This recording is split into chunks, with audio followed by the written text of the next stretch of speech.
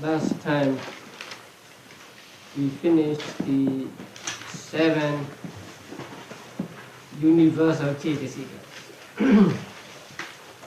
So cetasikas are divided into different groups, and the first group is called Anya Samana, common to another, and there are 13 Anya Samana cetasikas, and they are divided into 2 subgroups.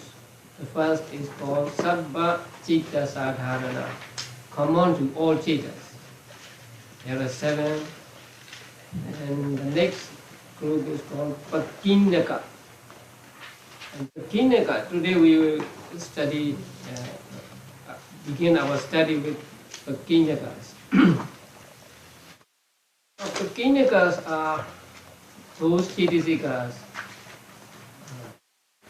that accompany both kusala and akusala, and also other cetas, but not with all kusala or akusala cetas. So that is why they are called Pakinaka. And in the Venerable Narada's book, they are translated as particulars. But here in this manual, they are called occasionals. That means they arise occasionally with kusala or akusala and so on. So these 6 cetasikas arise with many cetas, but not with all cetas. So they will arise with some cetas and they will not arise with other cetas. And there are 6 of them. So the first is Vitaka, the second, Vichara, the third, Adhimokha, fourth, Viriya, fifth, Piti, and sixth, Chanda. We have met Vitaka, Vichara, and Piti among the jhana factors. So Vitaka is included in jhana factors, so is Vichara and Piti. So the first one, Vitaka, is the cetasika which takes the mind to the object, or Vitaka is the application of the mind to the object. So putting the mind onto the object. Its characteristic is the directing of the mind onto the object. Its function is to strike at and trace the object. That means to act upon the object. And it is manifested as the leading of the mind onto the object. The same thing. And proximate cause is not mentioned in the commentaries. So it may be the object which is the proximate cause of Vitaka.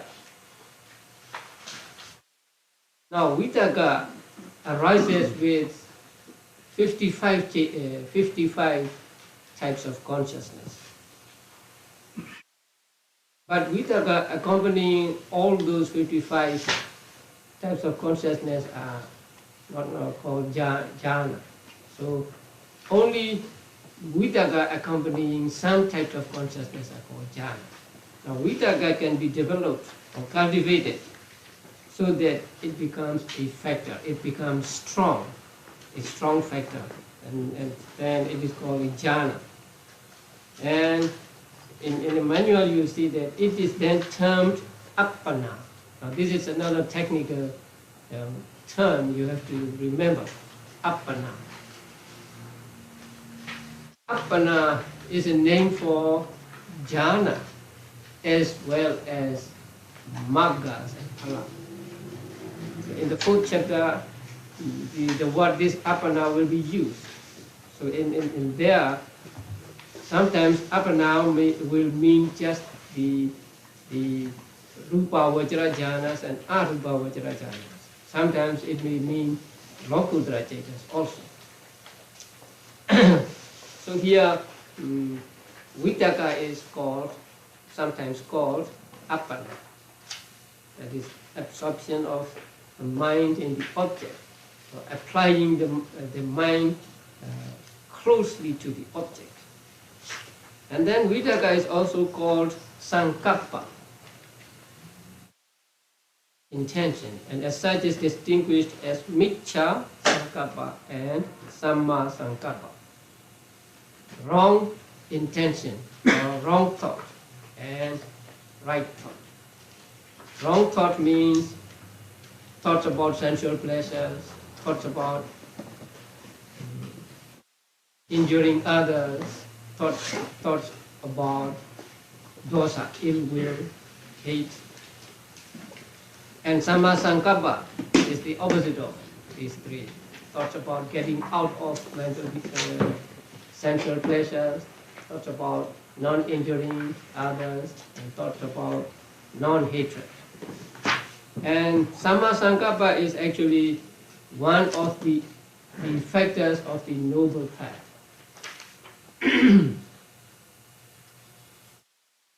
So Vitaka has many meanings, many names, depending on what function it does.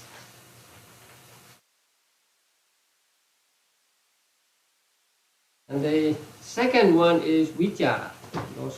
You already know vichara. It is a characteristic of continued pressure on the object. Vitaka put the mind on the object, and vichara keeps it there, engaged on the mind. Engaged on the object, in the sense of examining it. So it is something like examining the object. That is why sometimes it is close to panya. Its function is sustained application of the associated mental phenomena to the object. It is manifested as the anchoring of those phenomena in the object, so keeping the object keeping the mind on the object. The object may be understood to be its proximate cause. Here also, the commentary does not give the proximate cause of vichara. Sometimes he wrote so much about vitaka and vichara that he might have forgotten to give us the proximate cause of vitaka and vichara. So they are not mentioned. The difference between vitaka and vichara has been discussed above. So you all know the difference between vitaka and vichara, right? What is one example?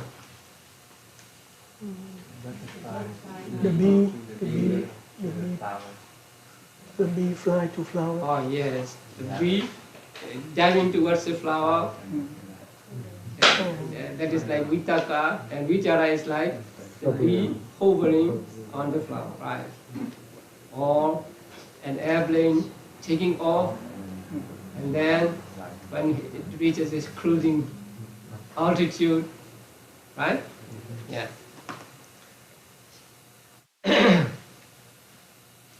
Now the third one, Abhidhammattha. It is translated as decision.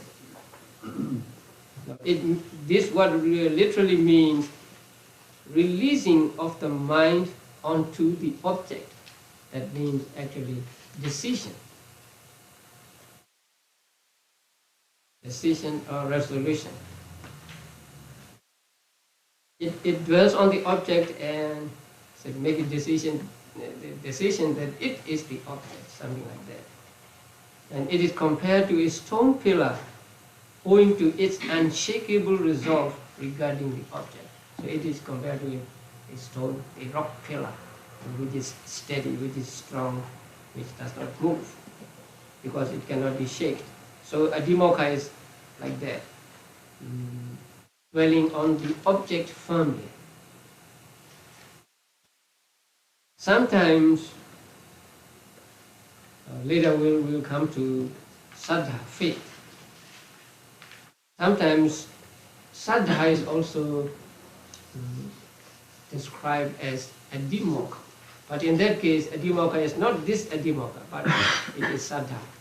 But here it is a distinct mental factor called adhimokha or decision. And the fourth one is viriya. You are already familiar with the word viriya and the thing which is viriya itself. Because without viriya you cannot practice meditation. Its characteristic is supporting exertion and marshalling. And it is mental energy. It is not, here it is not physical energy. When we say, I make effort, and I may make physical effort, or I may make mental effort. But the viriya here means the mental. Its function is to support its associated states. So with the help of viriya, the associated states can be on the object and they are reinforced by this viriya or energy. Its manifestation is non-collapse.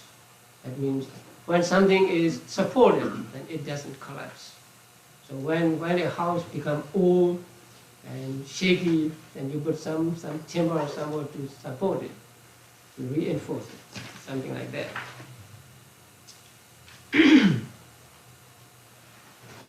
Its proximate cause is a sense of urgency or a ground for arousing energy, that is, anything that stirs one to vigorous action. Now, sometimes we have these, what are called ground for arousing energy. That means something like that. Let's say, I will have to do something tomorrow. Though today I will practice meditation. So when I'm doing that something tomorrow, I won't be able to practice. So I will practice today, something like that. And then after doing that job, that you say, while I was doing that job, I couldn't practice meditation. Now is the time for me to practice meditation, like that. So you encourage yourself, taking some situation as an encouragement.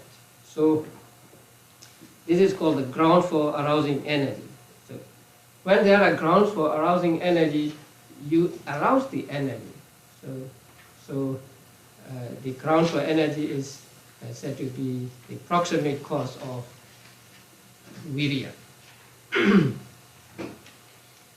Just as new timbers added to an old house prevent it from collapsing, or just as a strong reinforcement enables the king's army to defeat the enemy, so energy upholds and supports all the associated states and does not allow them to recede. So long as there is energy, you will not give up. You will not drop out. Once energy is low or once energy is non-existent, then you fall away from meditation. So energy is very important. It is actually one of the mental faculties, right? How many mental faculties are there regarding practice of meditation? 5, yeah. So viriya is one of them, right? Can you name the other 4? Faith, energy, mindfulness, concentration, wisdom, right? Very good. So energy is one of the mental faculties which we have to arouse and develop, especially when we practice meditation. And this energy is said to burn the mental defilements. That is why sometimes it is called atapa. The sutta on Mahasatipatthana, in the Mahasatipatthana sutta, Buddha used this word again and again, atapi, sampajano, satima, and so on. So that means the monk having effort or making effort. So It is called their atapa. Atapa means heat. So it heats up. I mean, heats up means it burns up the mental defilements. So when there is virya, mental defilements are burned up. So it is very important factor in the practice of meditation. And the next one is piti. So you all know that it's translated as joy, happiness, zest. What else? Rapture. Pleasurable interest, rapture. Yeah, zest here. So it is one of the jhana factors. And PD is not feeling, right? PD is not feeling. So its characteristic is endearing the associated states. So when there is piti, the mind is happy, the mind is elated or something like that. So it is endeared. Its function is to refresh mind and body. So when there is piti, you are refreshed. Or its function is to pervade, to thrill with rapture. When you really experience piti, the whole of your body seems to be soaked in something like oil or water or something like that. And mind and body is its proximate cause. Because when there is no mind and body, piti cannot arise. So mind and body, nama and rupa, are said to be its proximate cause. And the last one is desire, chanda. Formerly it was translated as conation. I don't know which is better, desire or conation. So it is a simple desire, a mere will to do. It is not desire as attachment, as craving, as lust. So chanda here means desire to act, that is to perform an action or achieve some result. This kind of desire must be distinguished from desire in the reprehensible sense, that is from lobha, greed and raga, lust. When we want to be specific, then we use kama chanda. Kama chanda is one of the 5 mental hindrances. There are 5 mental hindrances, right? The first one is kama chanda. There, kama chanda means lobha. But here, chanda is neutral, or it is variable. When it is with akusala, it can be akusala, and when it is with kusala, it is kusala. So it is just a mere will to do.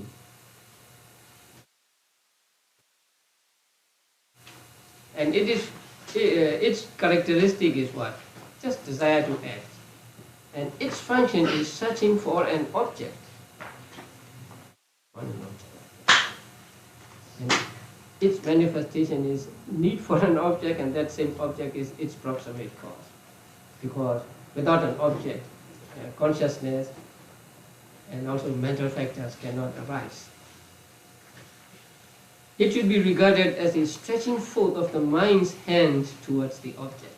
Now it is compared to a man stretching out his hand to pick up an arrow. And an archer, when he wants to shoot an arrow, he picks up an arrow from the tube.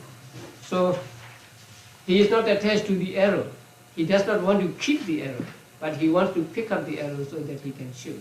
So chanda is like that.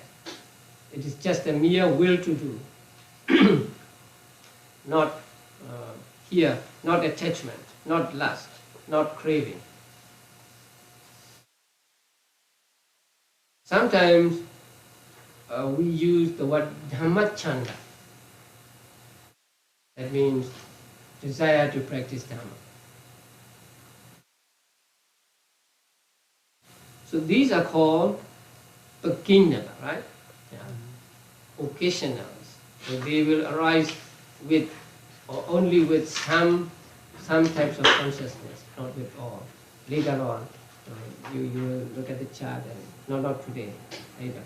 So we will find out how many types of consciousness arise with vikalpa, vichara, and so on.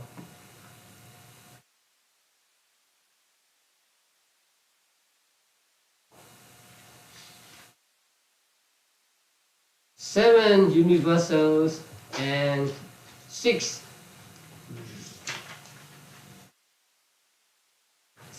occasionals make 13 mental factors, and these 13 are called anya samana, ethically variables. That means they can go along with both kusala and akusala. The next group is akusala. You already know akusala, unwholesome mental factors. Actually, these are the factors that make a type of consciousness unwholesome. You know, consciousness is without color. It's like clear water, and you put a color in it, and the water becomes red or green or blue or yellow. So in the same way, consciousness or citta has no color. It's just the awareness of the object, but which comes, when it arises together with some of these akusala cetasikas, then it is called an akusala citta. So actually the mental factors are those that make one type of consciousness different from another type of consciousness. And when we come to study the combination of cettas and cetasikas, it will become clearer. And the four akusala cetasikas are divided into how many groups?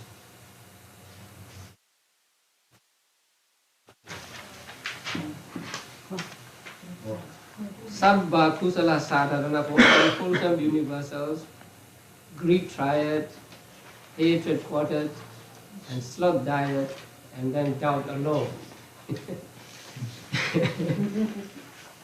So the first four are called unwholesome universals. That means these four arise with all 12 types of unwholesome consciousness. So whenever an unwholesome consciousness arises, these four are always with that consciousness. And these four are 1, moha, 2, ahirika, 3, anotaba, and 4, uddhacca.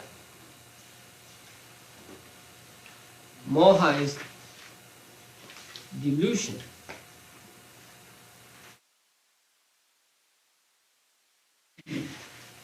Moha is a synonym for avidya. You met the word avidya in what? Dependent, but it's just a mobile dependent origination. So avidya and moha are synonymous. So they mean the same thing, the mental factor. And it is also translated as ignorance. And its characteristic is mental blindness or unknowing. So it is blindness. That means not knowing or not understanding the true nature of things. It may understand wrongly, but it will not understand correctly. Its function is non-penetration. So when there is moha, we cannot penetrate into the nature of things. When there is moha, we do not see the true nature of things. So when we practice meditation, we try not to let moha enter our minds. If we let the moha enter our mind, and when moha is in our mind, then we cannot see the true nature of things. So its function is non-penetration or concealment of the real nature of the object. It is like a blindfold. So when you are blindfolded, you don't see things. In the same way, when moha is blindfolding us. We do not see their true nature. We do not see that things are impermanent, things are unsatisfactory, or things are insubstantial. It is manifested as the absence of right understanding, or as mental darkness. So it is a darkness. So if this room, there is no light in this room, then we cannot see things.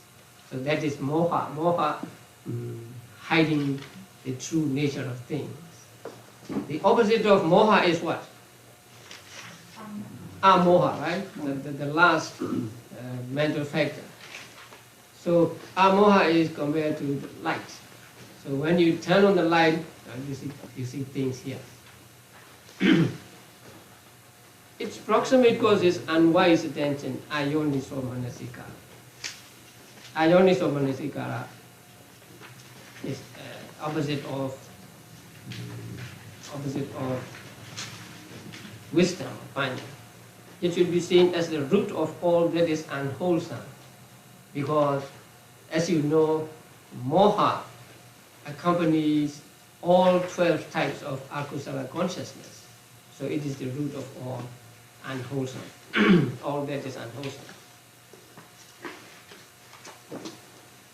Moha, avijja, sometimes anyana. Anyana means not jnana, not knowing. Okay, now the second one is ahirika, and the third one is anottava.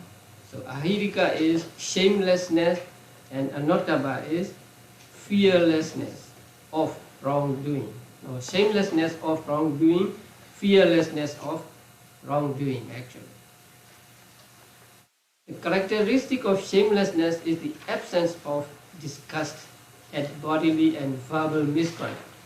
Now, ahirika is compared to a village pig, which is not disgust of eating excrement.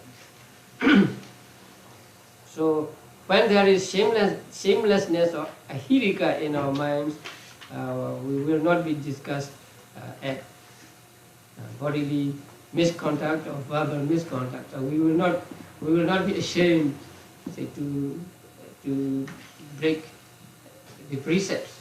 We will not be ashamed to do what is immoral. And the characteristic of fearlessness of wrongdoing is absence of dread on account of such misconduct. So fearlessness means not being afraid of the consequences. I'm not afraid of the consequences, say, when I do something wrong. So that is because there is this mental factor of fearlessness in my mind.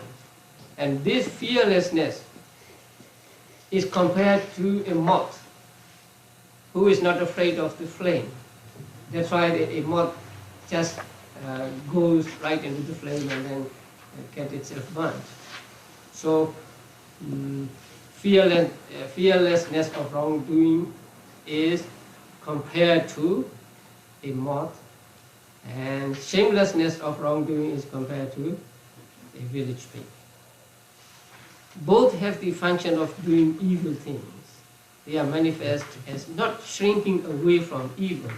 So when there are ahirika and anuttava in our minds, we are not ashamed to do immoral things, and we are not afraid of doing them. We don't care about their consequences. The approximate cause is the lack of respect for self, that is for shamelessness, and lack of respect for others.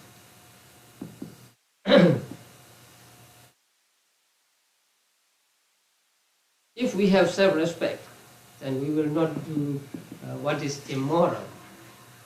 And if we are not afraid of being criticized by others, we will not be afraid of doing wrong things.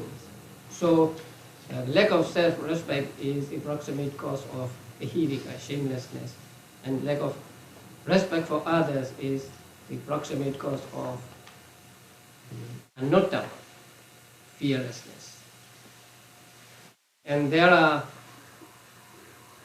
counterparts or the opposites of these two among the beautiful mental factors. I will come to them later. And then the fourth one is uddhacca, restlessness. Here also restlessness means restlessness of mind. But when mind is restless, body may be restless too. But here restlessness means not physical restlessness, but mental. So restlessness or agitation has the characteristic of disquietude. It is not quiet. Like water whipped up by the wind. So when there is wind and the water is not still, it has ripples or something. Its function is to make the mind unsteady, as wind makes a banner ripple. A flag, you see the flag in the wind, and so it is fluttering. It is manifest as turmoil. Now, it is compared to ashes which rise up when a rock is thrown onto them. So when you throw a stone onto a heap of ashes, then the ashes rise up, and so it is clouded. The literal meaning of the word uddhacca is shaking above the object. That means your mind cannot take the objects properly.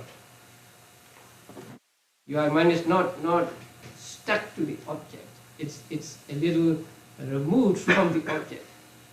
Sometimes you don't see the objects clearly because of uddhacca. And also uddhacca is sometimes described as distraction. In Burmese sometimes we say distraction for uddhacca. There is mind being not on the object. Its proximate cause is unwise attention to mental disquiet. That means not understand the real nature of mental disquiet. So it doesn't care whether there is mental quietness or disquietness. So it is a proximate cause of it. So these four are grouped as one. They are grouped as one group, because all these four are present with all 12 types of unwholesome consciousness. So whenever an unwholesome consciousness arises, these four also arise. So there is an element of ignorance or element of delusion, and then element of shamelessness and fearlessness, and also restlessness of mind when there is an unwholesome consciousness.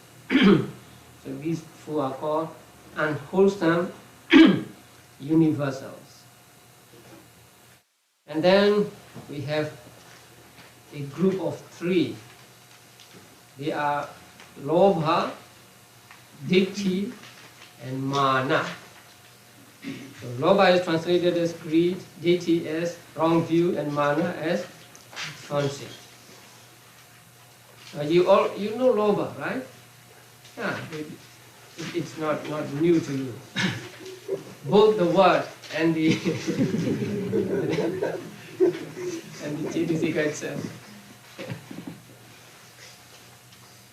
So greed, the first unwholesome root, covers all degrees of selfish desire, longing, attachment, clinging, craving. All these are shades of lobha.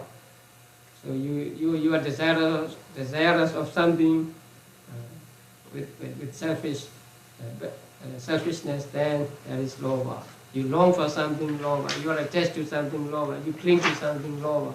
You crave for something, lobha. So all of these are included in lobha. Its characteristic is grasping an object, taking hold of an object. So when you are attached to something, your mind takes hold of that object. So it is characteristic is said to be grasping an object. Its function is sticking as meat sticks to a hot pan. So you put a pan on the fire and it is hot and dry, and you throw a piece of meat and then the meat sticks to the pan. So when there is lobha, your mind sticks to that thing.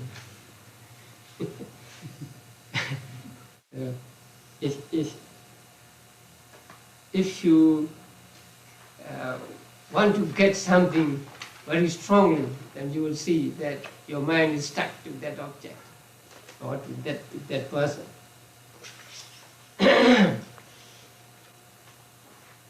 And lobha is, as to its characteristic, lobha is grasping an object, and it is compared to, what do you call that? Pitch. It's called pitch trap. You know, in order to catch monkeys, they use, pitch. Tar. It's a sticky substance from a tree. So, or something like that. Yeah. And it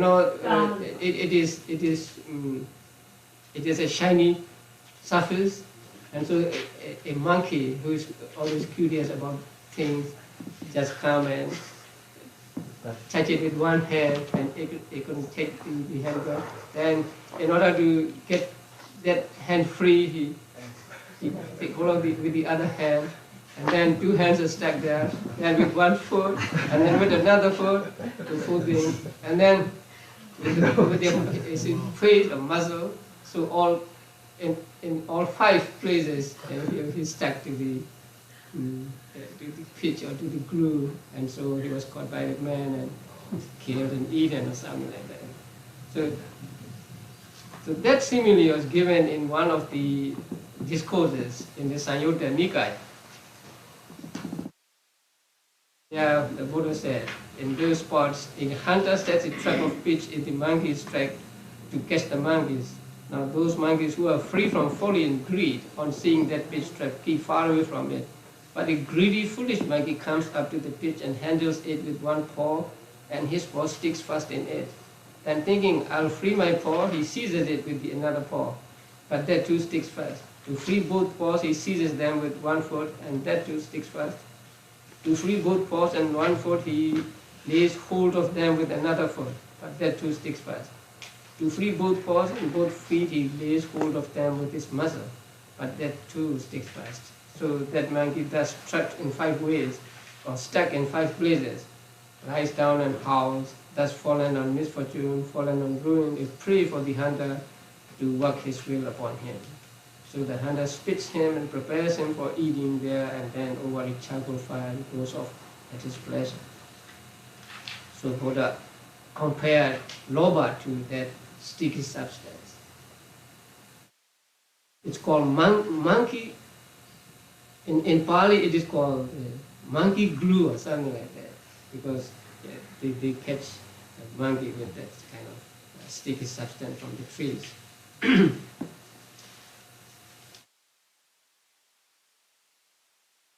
And next one is ditthi, wrong view. Now the literal meaning of ditthi is just view or seeing.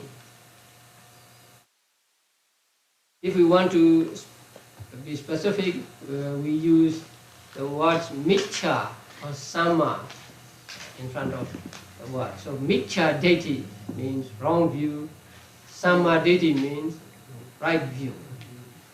But when it is used alone, it mostly means wrong view. That's why we have, say, somanasa sahagata ditthigata sambayutta, right? We don't use miccha there, but actually ditthi there is miccha ditthi. So ditthi here, wrong, let's say wrong view, seeing wrongly. Its characteristic is unwise or unjustified interpretation of things. So things to be permanent, things to be satisfactory, things to be an Atma, something like that. And also it is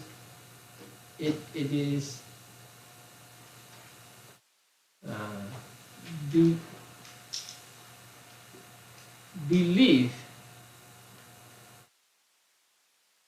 that there is no, there are no results of either good or bad karma, or there is a belief that there is no karma and there is no results of karma, and there is no this world, there is no other world, and so on. So these are called wrong views. And its function is to preassume, that means to take wrongly. And it is manifested as a wrong interpretation of belief. Its proximate cause is unwillingness to see the noble ones, and so on. That means if you associate with noble ones, if you associate it with knowledgeable people, I mean good people, then you will hear from them the right views, and so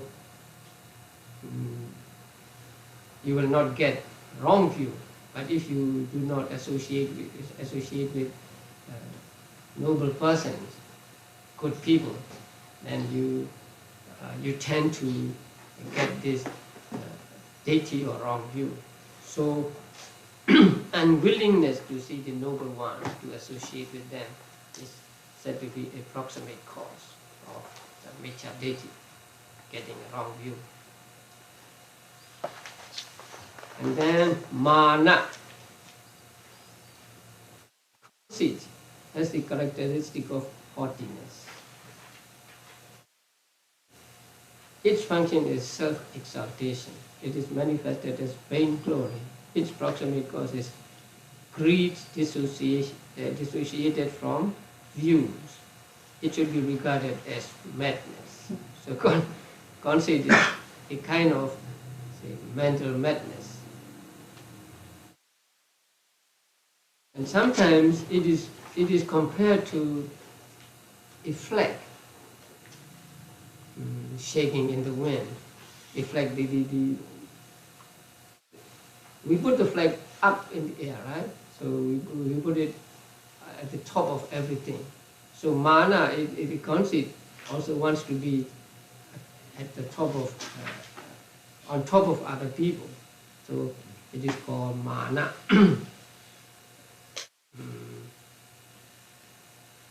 And it may be overestimation of oneself. And its proximate cause is greed dissociated from views.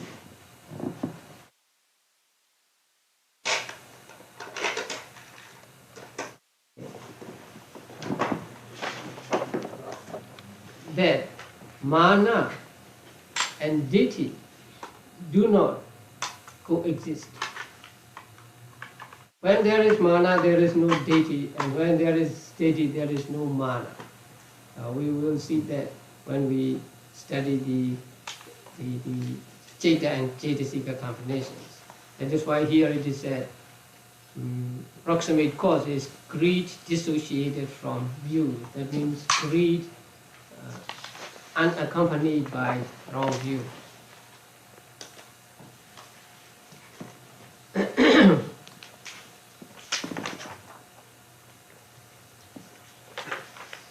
And then the next group, dosa quartet, headed by dosa. Dosa, Issa, Machariya, Kukkuja. I gave you these handouts because I want you to be familiar with Pali names also, not just the English translation. So you have to know both Pali and English translations. So the first of the four is dosa. Dosa is translated as here hatred. Hatred, anger, ill will. So the second unwholesome root comprises all kinds and degrees of aversion, ill will, anger, irritation, annoyance, animosity, depression, sorrow. So all these are understood under hatred, under dosa. Its characteristic is ferocity. So when there is dosa, you are very fierce, you are very rough, you are very cruel. So its characteristic is ferocity. And it is compared to a snake hit by someone. So when you hit a snake, then especially a cobra, then it will cut it off. It will strike at you or try to strike at you. It will raise its head. So the dosa is like that. So when you are angry, it's like a cobra standing up. Its function is to spread or to burn up its own support. To spread means if you put poison, say, in water in something, that poison spreads all over that thing. So in the same way, when you have, when there is anger in you, hate in you, then it spread all over your mind, all over your mental makeup. So it is, its function is to spread or to burn up its own support. That is, the mind and the body in which it arises. So anger can burn your physical body as well as mental state. So anger can cause a person to get stroke. Sometimes that stroke is fatal. And anger can cause high blood pressure. So it can cause a lot of ailments, physical ailments. And also when there is anger in our mind is contaminated, and there is akusala. And anger, as a rule, leads to rebirth in hell. So its characteristic is ferocity, its function is to spread or to burn up its own support. That is the mind and body in which it arises. It is manifested as persecuting, inflicting. So when you are angry, actually you are inflicted by that anger. Before you do anything to other person, you are yourself inflicted by suffering. And its proximate cause is a ground for annoyance. Have I told you a ground for annoyance?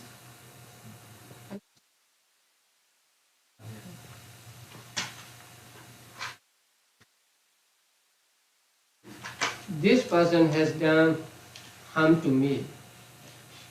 Thinking that way, I'm angry with you. Right? This person is doing harm to me.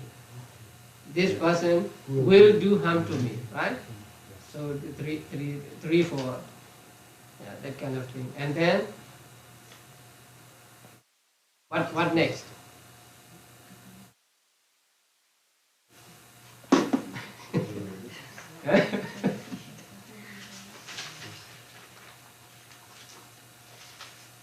This person has done harm to a person who is dear to me.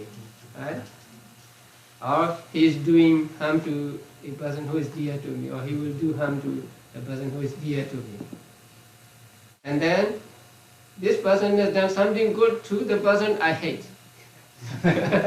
Doing something good to the person I hate, or has done something, will do something good to the person I hate. So there are 9 grounds of, what do you call that? 9 grounds of annoyance, 9 grounds of anger, 9 causes of anger. So thinking in one of these 9 ways, say we get anger. So that is what is called here ground for annoyance, reasons for annoyance. Sometimes that is true, right? Sometimes we don't like people we hate get something good.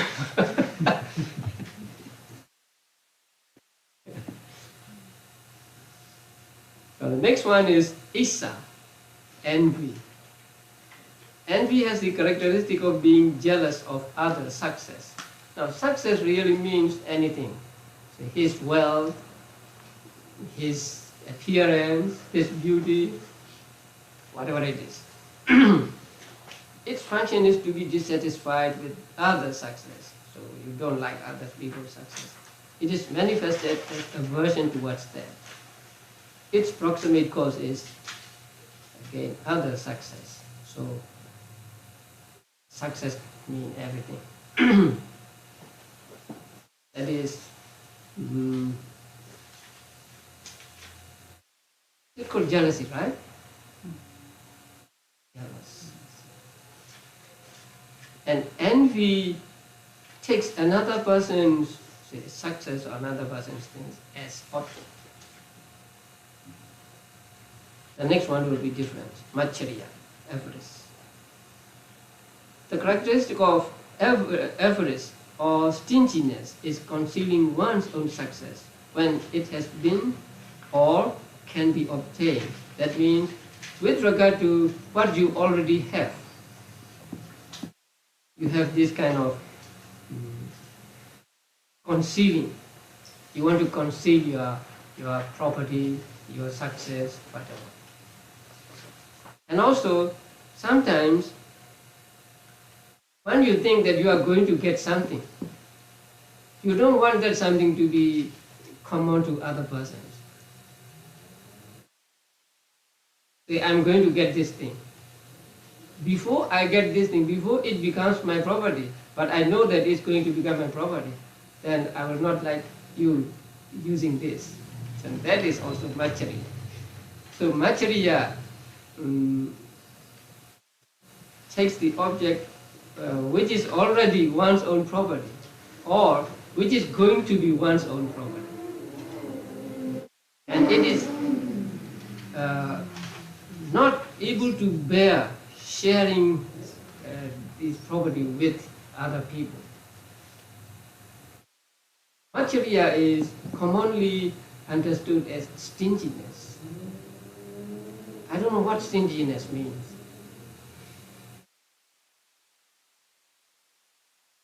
You don't want to lose anything. But here, Maccharya will always arise with dosa mulati. So it is not lobha. So it is not really stinginess. It is not being able to bear, to share your things with others. So when other person comes and make use of the thing you possess, you are angry, you don't like it. That is Maccharya. The meanness. Yeah, meanness, yeah. So we will find the word meanness down, a little down. Its function is not to bear sharing these with others. It is manifest as shrinking away from sharing. So you don't want to share with other people. And as meanness or sour feeling, its proximate cause is one's own success. So it takes one's own property, one's own success as object. I don't want my property, my things, or my others to be shared by other people. So I want to use it only for myself.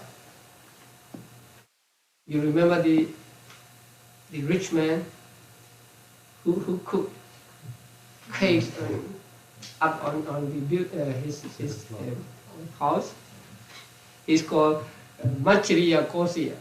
So his name was Maccharya Kosya. So he's very stingy. He cannot share his things, even with his wife, right? he said, only for me you have to cook. Now, there are 5 kinds of Maccharya.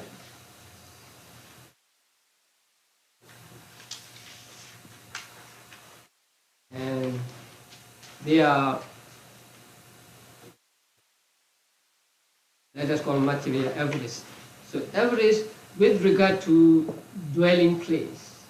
That means when I am living here, I don't want you to come and live with me. That is one kind of Maccharya. I don't want to share my room with you, my house with you. And the second one is avarice regarding families. And that is mostly for monks, nuns, and recluses. Now, say, now you are my students. I want you to be my students only. I don't want you to be the student of other teachers. Something like that. I cannot bear to share you with other teachers. I want you to be my supporters. And I don't want you to support other monks. Something like that. So that is called the average regarding families. And then there is average regarding gains. Suppose I'm a famous monk and I get many things offered by people, and I want people to give to me only. I don't want you to give to other people, other monks. So that is a kind of average regarding gains, regarding things one gets. And then there is the average regarding one's own appearance. See, if I am beautiful, I want to be beautiful only for myself. I don't want other people to be beautiful. And if I am famous, I want to be famous only, myself only. So I don't want other people to be famous. That is average regarding one's appearance or one's fame. And the last one is average with regard to Dhamma. And Dhamma here means learning. I want to understand. I only want to, I don't know where to put only. Only I. Only I. I alone want to understand it. I don't want to share my understanding with you. I will keep my understanding to myself. And that is called average regarding Dhamma.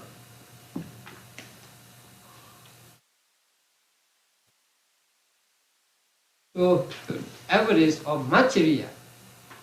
That is why there is an element of hate or element of ill will in Macchariya. That is why it will accompany only the two chetas accompanied by dosa and not other chetas accompanied by lobha or moha. So although it may be called stinginess, it is not attachment to things or to persons, but it is the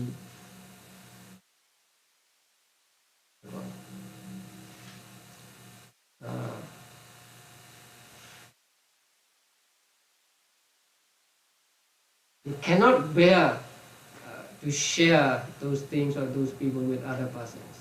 So that is what is meant by Macchariya. Okay, the next one is what? Kukucca. Kukucca is worry or remorse after having done wrong. Now, there are two kinds of past actions. Bad actions, good actions.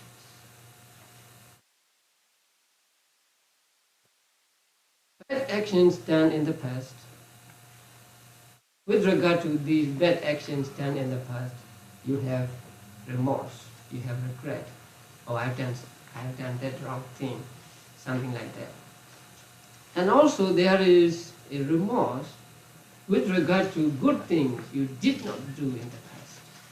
Oh, I should have done that, something like that. So here, worry or remorse has two kinds of objects. Good actions, good karma, as well as bad karma. Bad karma which one has done in the past, and good karma which one did not do in the past. So with regard to both, there is a kind of remorse or regret, and that is called kukkutta. Its characteristic is subsequent regret. That means just regret after having done or after having not done. its function is to sorrow over what has and what has not been done. So, oh, I've done this akusala, and then you sorrow over it. Or I have not done the kusala, and you sorrow over it. It is manifested as remorse. Its proximate cause is what has and what has not been done. Wrongs of commission and omission. So, we tend to get kukuja or remorse with regard to both things done and things undone. Now, this word kukuja has another connotation. You may not come across this connotation because it has to do with Vinaya. So in Vinaya literature, kukuja can mean something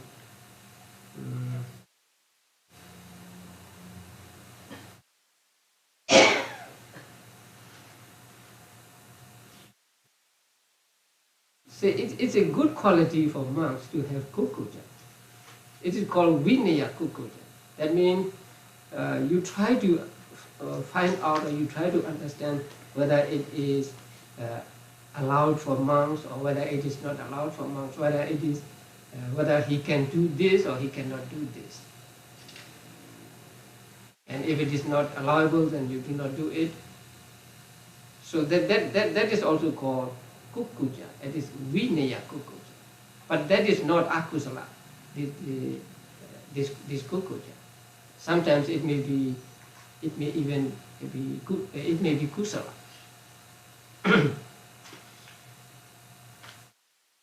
But that you find only in Vinaya, and when describing good monks, say he possesses a kind of Vinaya kukuja or something like that. But in Abhidhamma here, kukuja is akusala, unwholesome, and it is remorse. I prefer the word remorse to the word worry, because worry may not necessarily be kukuja.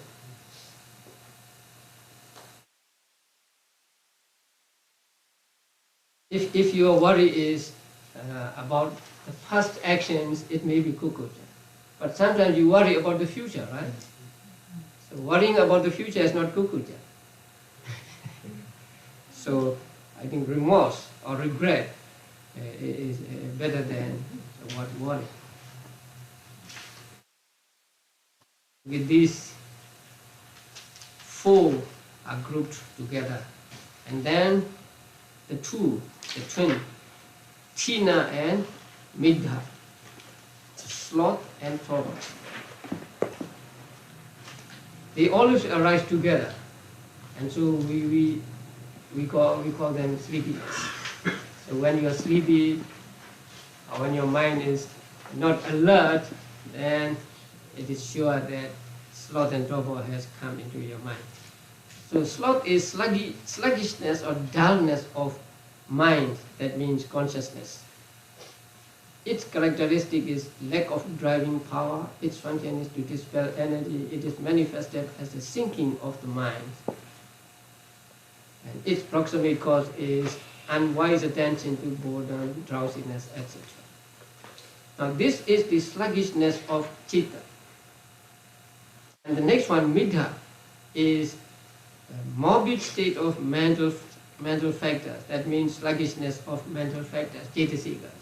So one has to do with citta and the other with cetasikas. Since citta and cetasikas arise always together, they also arise together.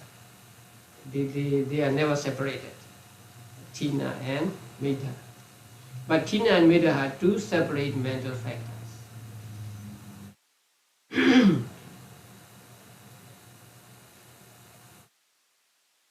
So when there is tina and midha, you don't want to do things, and so your mind is not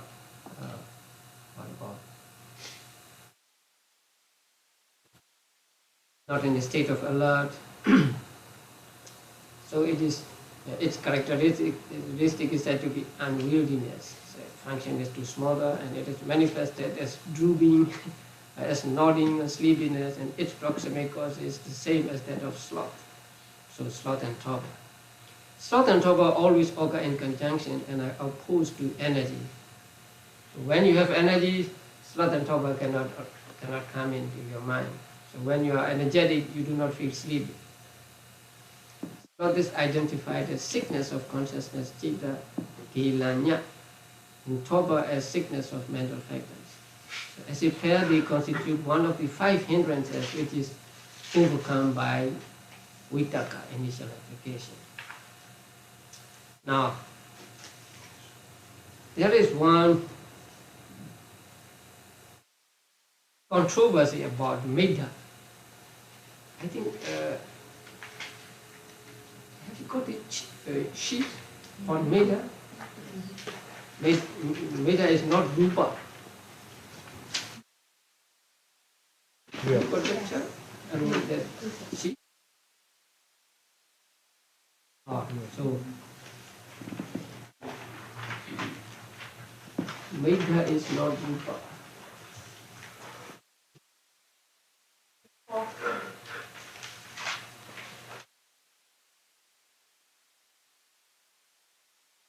Now there are some teachers who thought that Medha is also rupa. There is a book called Vimuttimagga, and that is considered to be older than Visuddhimagga. But in that Vimuttimagga, Medha is mentioned among the material properties. So,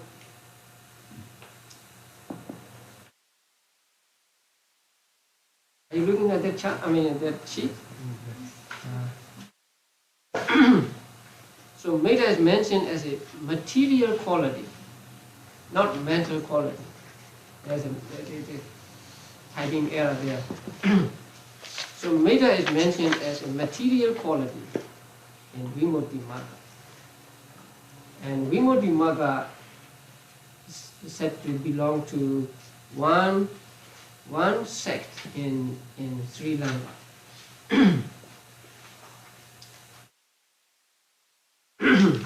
So some say that Medha also is rupa. So this Medha is rupa, they said. And that is not correct, because the sense desire, etc., like sense desire, etc., it was included in those which should be eradicated. Now, in Abhidhamma, there are dhammas which are to be eradicated by the first enlightenment. And among them, not the first, they say first, second, third, fourth stages of enlightenment. So among them, Medha is mentioned.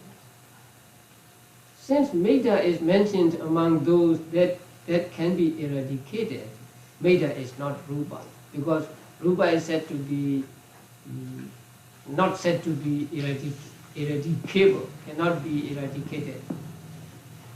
So, since Medha is among, or since it is included in those that should be eradicated, Medha cannot be a rupa. So Medha is nama, Medha is a mental factor. It is indeed mentioned by the Buddha among the hindrances that are to be eradicated. And this is giving support to his statement. But rupa is not stated among those that are to be eradicated by the first, etc. So rupa is mentioned as not to be described, not to be eradicated. You'll find that in the 6th chapter.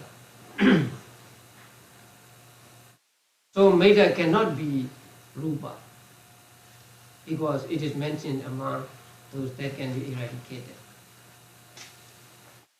Then the other party said, because of the words, monks, rupa is not your own, give it up. there is a saying, it is a Buddha saying. So Buddha said, monks, rupa is not your own, give it up. So the other party picks up that sentence, that statement of the Buddha, and then argue against those that it made to be nama. So since the Buddha said, rupa is not your own and give it up, there seems to be an indication that rupa could be eradicated. It is a dialogue. The other party also based his argument on the words of the Buddha. So Buddha said, yes, it is really there in the Sutta. Buddha said, rupa is not your own, so give it up. Then, let us say the other party and our party, because our party is always correct. So then, the explanation given by our party is, the Buddha meant there is not to give up rupa, but to give up attachment to rupa. So attachment to rupa is meant when Buddha said, give it up. So the eradication of attachment, which has rupa as an object, was meant there. So what Buddha meant was not to give up your rupa, but to give up your attachment that takes rupa as an object. That is why it was said there. Because Buddha continued saying, throwing away of attachment to that rupa and so on, in the same discourse.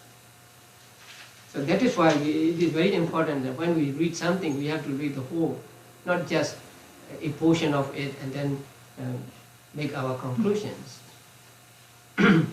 So in that sutta, Buddha did not just say, rupa is not your own, give it up. But he continued to say that throwing away of attachment to that rupa and so on and so on. So what is meant there is not to give up rupa, but to give up attachment which takes that rupa as object. Then the other party might say, among physical and mental matters, now they took that there are two kinds of matters. One, rupa matter, and the other, nama matter. One physical and one mental. So among these two physical and mental matters was meant or preached there in that passage.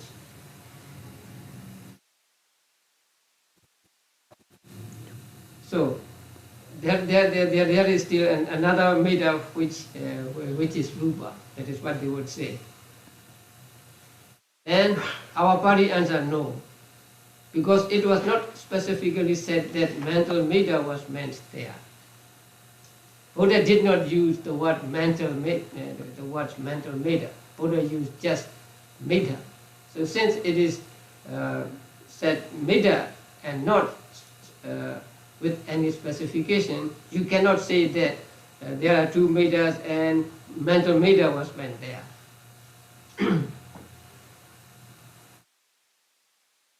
Then our body continues.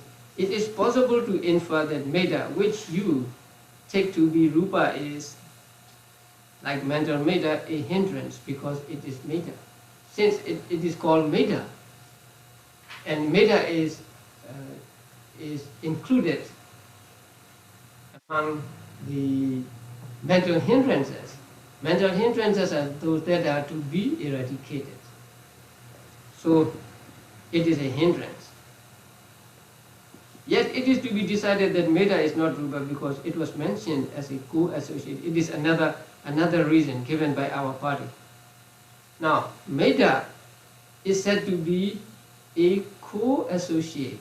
That means it is it is associated with consciousness, it is associated with other mental factors. And this co-association is mentioned of mental aggregates only. Only the mental aggregates, only the mental states, only the consciousness and mental factors are said to be co-associated. So mind is not said to be co-associated with matter, or matter is not said to be co-associated with mind. You will understand it when you study Part-10.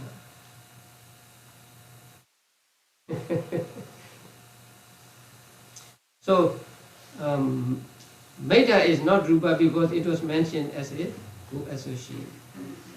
See, it was mentioned as a cetasika. Moreover, it cannot be rupa because of the text that mentions its arising in the arupa realm.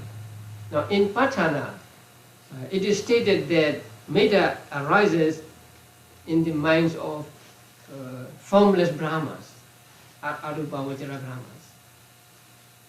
Since matter is mentioned as mentioned among states that arise in formless beings, it must be nama and not rupa, because there is no rupa in formless states. And it may be the last one.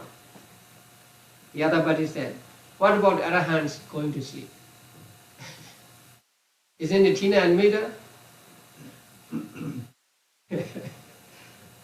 So the answer is, sleep of arahants who are free from mental defilements is caused by the fatigue of the physical body.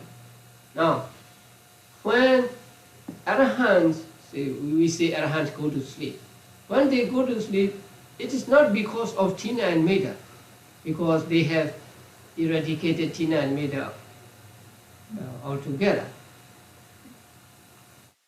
But when their body becomes fatigued, when their body becomes tired, then owing to the weakness of that body, sentient body, their mind lapses into bhavanga, life continuum, dream, sleep-like thought process. I mean, not thought process. Sleep is a sleep-like series of consciousness. So, owing to the weak fatigue and weakness of the physical body, these arahants' mind lapses into life continuum, and that is what we call sleep of arahants. So, when arahants go to sleep, they don't go to sleep like we do. When we go to sleep with Tina and Meda. Tina and Meda come to us, and then we just surrender to them, and then they overpower us, and we go to sleep. But when arahants go to sleep, they sleep not because they are overpowered by Tina and Meda, but because their body is become tired, and so the physical body really needs some kind of rest. And so the sleep of arahants is not caused by or not accompanied by Tina and Meda. And so you cannot say that Meda is rupa. So this is the opinion of majority of teachers in the ancient days. And according to the Abhidhamma we are studying, according to Theravada Abhidhamma, Meda is not rupa, Meda is not physical, Meda is mental. And so Meda is a mental factor, and it is included in the mental factors that accompany unwholesome types of consciousness.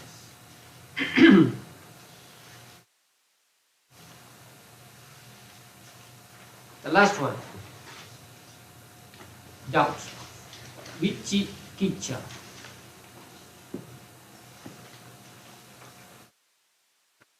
Have you met vicikiccha before? Where?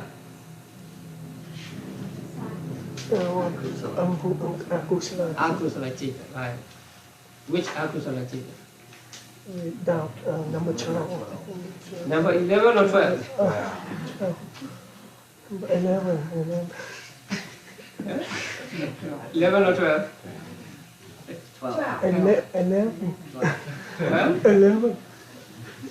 Oh, one says 11 and another is 12. So there's a... No, he said 12. Yeah? It's 11. Okay, so doubt. The consciousness accompanied by doubt is 11th or the first of the two accompanied by moha, right? Yeah, you look at the chart. Okay, now doubt here signifies spiritual doubt. From a Buddhist perspective, the inability to place confidence in the Buddha. So, doubt about the Buddha, about the Dhamma, about the Sangha, and the training. Training means training of Sīla, Samadhi, and Panya. And also it is doubt about aggregates, bases, and elements in the past, in the future, both in the past and future, and also doubts about the teaching of dependent origination.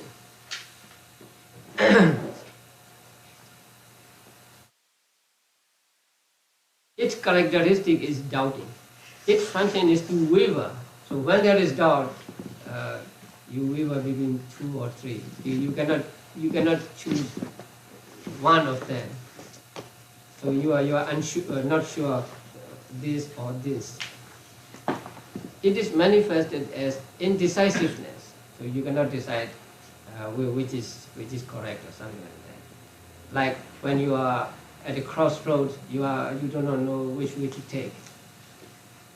And as taking various sides, that means falling to one side or the other side. Its proximate cause is unwise attention. Now, yeah, doubt means the doubt about the Buddha, Dhamma, Sangha, and so on. Sometimes, say at the crossroads, you are not sure whether to turn left or right, and that doubt is not akusala doubt. It's just lack of understanding. It is not akusala doubt. Even arahants can have such doubts. Sometimes even they don't know whether a particular action is allowable or not, if they are not well versed in Vinaya. So not every doubt is vicikiccha. According to, in a Buddhist perspective, here the manual said. So from a Buddhist perspective, it is doubt about the Buddha, Dhamma, Sangha.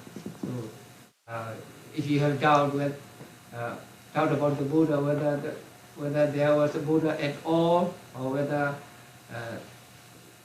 Buddha really possessed omniscience, or whether Buddha was really enlightened or something like that. So such kinds of thinkings are called doubt.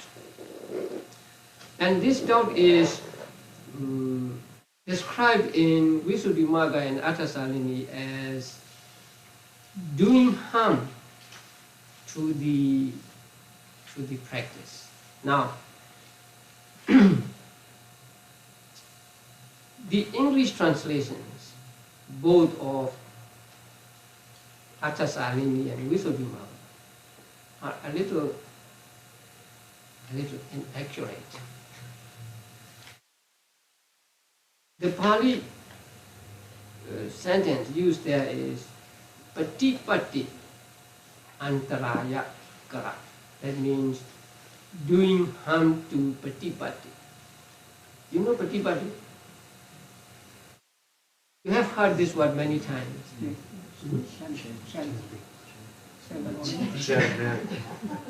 No, not sharing marriage.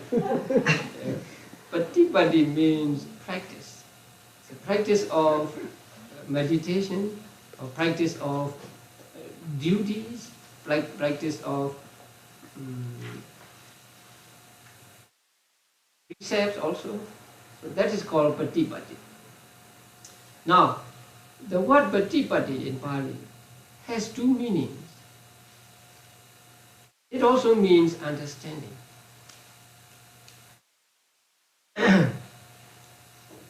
So one person translated as doing harm to the attainments, but actually patipatti does not mean attainment. Patipatti means just a practice of vipassana or practice of meditation. And another person translated as it should be regarded as obstructive of theory. That's farther away from the real meaning. That is Nyanamoli. So actually, what it means is, doubt can do harm to your practice. If you have doubts when you are practicing meditation, you cannot go on practicing meditation. So doubt is a very damaging mental hindrance, and it is one of the mental hindrances, right? Yeah. So when doubt arises in your mind, it is very difficult for you to go on practicing meditation. So it is said to be doing harm to the practice, not doing harm to attainment, and not obstructive of theory. So whenever there is doubt in your mind during meditation, while in meditation, then you have no other thing to do but note it, doubt until it disappears. But outside meditation, you can have discussion with knowledgeable people, you can read good books, something like that. So this doubt is here called vicikiccha, right? I think I told you about the meaning of vicikiccha before. What is the meaning of vicikiccha?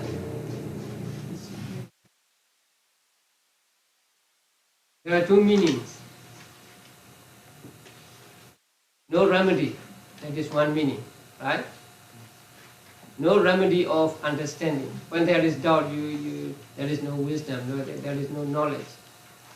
We means no, cikiccha means remedy, curing. There is another meaning. That is, then we divide the word into vici and kiccha, right? So vici means what? Investigating, and kiccha means getting tired or something. So when you have vicikiccha and you think about this thing and you cannot come to a conclusion, and so you become tired, you become frustrated or something like that. So it is called vicikiccha. So vicikiccha is doubt, and it is one of the mental hindrances. And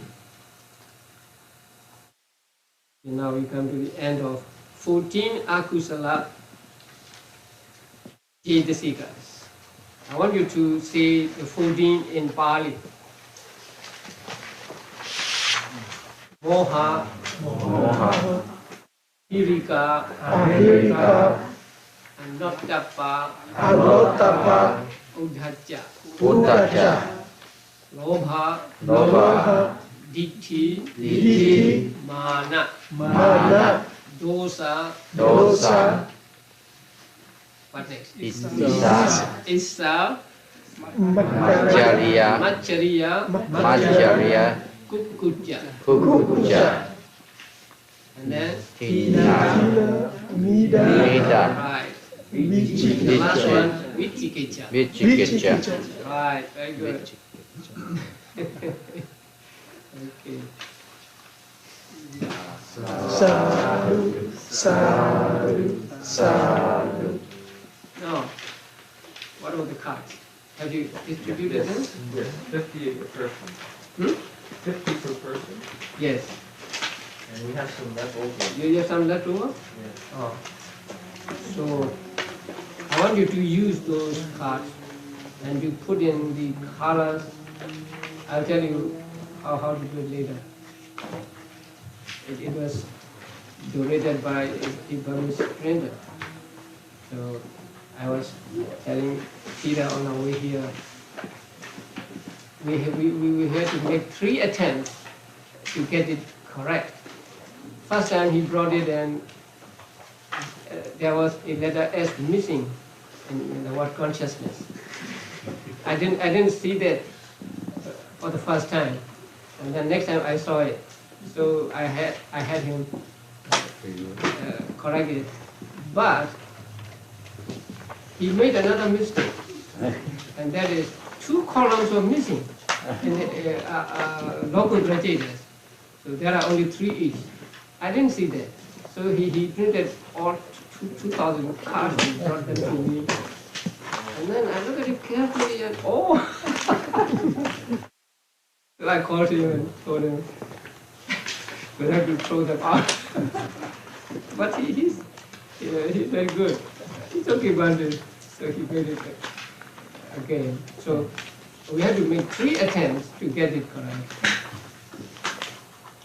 So if you want more, then I think we will have to ask him to make more cards. Just everybody get it now? 50. So or we can pay him and have him trade more. May I have a 2 set for the Sayādaws from Turkey? We don't have a driver. 2 set of what? Of the cards. Cards? You still have? Yes, we still have some in the box.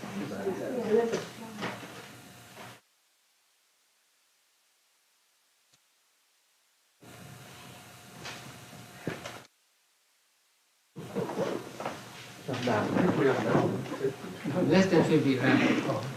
I think maybe about 48. Well, some maybe more than 50, so we have leftovers from one stack. No, it's okay. Listen. You may need more. Yeah. It's good to put in colors yourself. Later on I will tell you. Say, we will come to study, say, with how many chetas does Vitaka arise, right? So you have this card, and then you put the colors only in those that accompany Vitaka. Say Vitaka is accompanies 55 chetas, so only 55 chetas you put in colors. But you have to be you need concentration, because you make one mistake and you will have to do it all over again.